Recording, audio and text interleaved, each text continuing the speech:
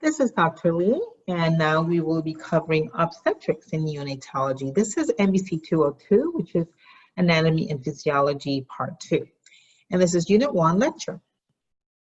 The objectives of this presentation are to identify the organs and the structures relating to pregnancy, define and spell the word parts, build and analyze medical terms with word parts, and define and pronounce and spell the disease, disorder, diagnostic, surgical, and complementary terms related to obstetrics and neonatology.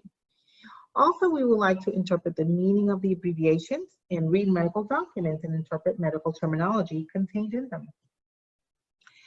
Obstetrics is a branch of medicine that deals with childbirth and the care of the mother before and after birth. Neonatology is a branch of medicine that deals with diagnosis and treatment of disorders of the newborn. Now, a gamete is a mature germ cell. Ovulation is the expulsion of a mature ovum. And conception or fertilization is the beginning of pregnancy. The zygote is usually the cell that's formed from the union of sperm and ovum. And the gestation period is the period from birth, the conception to birth, rather. Implantation or nidation is the embedding of that zygote into the uterine lining. Very important part of the pregnancy process. And the embryo is the unborn offspring from implantation to the end of the second month of pregnancy. The fetus is the unborn offspring from the beginning of the third month of pregnancy until birth.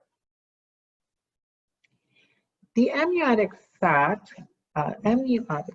is a membranous bag that surrounds the fetus before delivery, and the chorion is the outermost layer of that fetal membrane.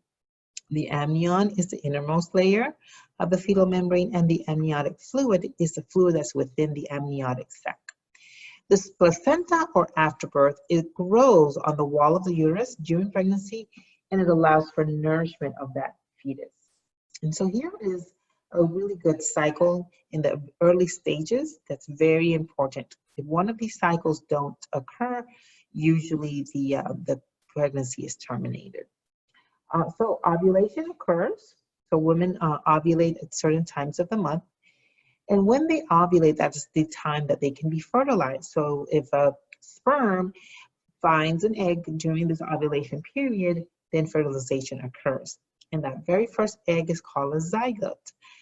Now, day one is the first cleavage, all right? That means that the cell is starting to form. Then day two, you have the 2-cell stage.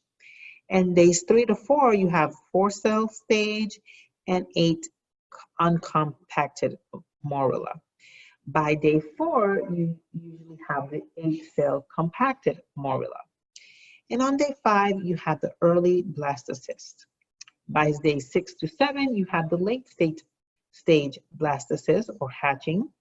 And day 8 through 9, you have the implantation of that blastocyst.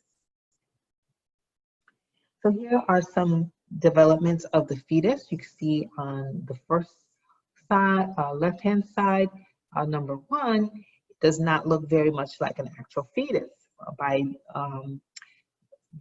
On the right-hand, top right hand, it's starting to look more and more like a baby.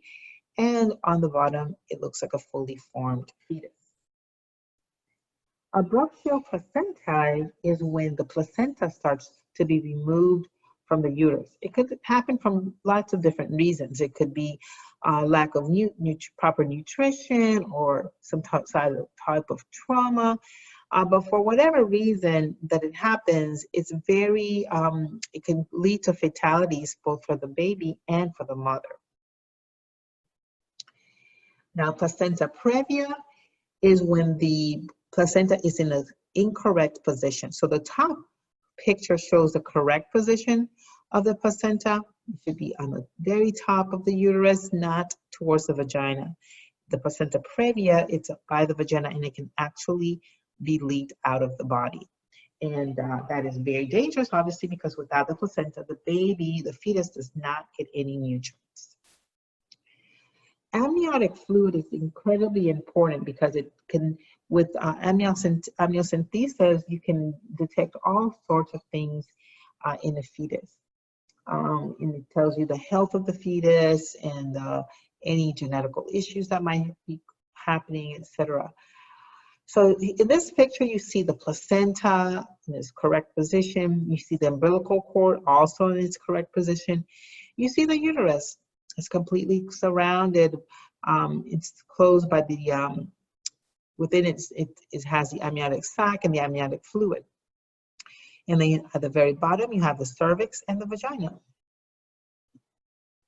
An ultrasound, as we discussed in previous slides, describes the waves, the sound waves that are done so that you can see, get images with usually of organs, but in this case of a baby. And you can tell a lot through that ultrasound. Early stages of an ultrasound, you can tell whether or not a baby has a heartbeat. In other stages, you can tell whether they are male or female. And in later stages, you can tell their size and if they're growing correctly. And that concludes this presentation. Thank you.